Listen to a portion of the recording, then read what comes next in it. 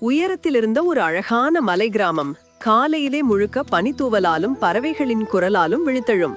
அந்த கிராமத்தின் நடுப்பகுதியில் வயதில் முதிர்ந்தாலும் மனதில் குழந்தை போல இருந்த பாட்டி ஒருத்தர் ஒரு சிறிய உணவு கடையை நடத்தி கொண்டிருந்தாள். பாட்டி சமைப்பது என்றால் அது உடலுக்கு நேராக ஊட்டம் என்று முழு கிராமமும் நம்பியிருந்தது. அவளுடைய கடையில் தினம் தினம் விலை உயர்ந்த அலங்காரமான உணவுகள் எதுவுமே கிடையாது. மாறாக பழைய காலத்தில் மக்கள் உடல் வலிமையை பாதுகாப்பதற்காக சாப்பிட்டு வந்த பாரம்பரிய உணவுகள் மட்டுமே இருந்தன. ராகி களி, கேப்பை அடை, ராகி கூழ், மரவள்ளி கிழங்கு, மக்காச்சோளம் என ஒவ்வொரு உணவும் இயற்கையின் மனத்தை தாங்கியிருந்தது. பாட்டி சமைக்கும் அந்த உணவுகளில் அவளுடைய அன்பும் அனுபவமும் கலந்திருப்பதால் அதன் சுவை வேறு உலகம் போல இருந்தது.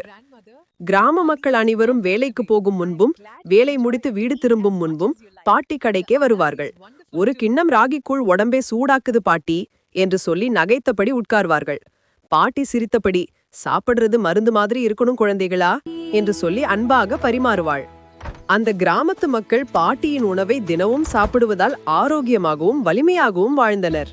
நோய்களே அவர்களை தொட்டு பார்க்க முடியாது. மலை காற்றும் பாட்டியின் உணவும் சேர்ந்து அவர்களின் வாழ்வை நலம் சந்தோஷம் நிறைந்ததாக மாற்றின. அந்த கிராமத்தில் ஒரு சொல் பிரபலமாகியது.